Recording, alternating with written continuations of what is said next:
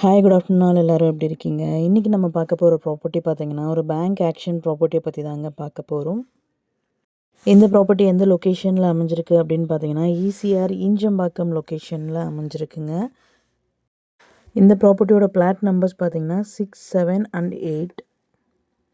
Total land area பார்த்திங்கன்னா 12,000 square ஃபீட்டில் அமைஞ்சிருக்குங்க. டோட்டலாக பார்த்திங்கன்னா 5 கிரவுண்ட்ஸுங்க.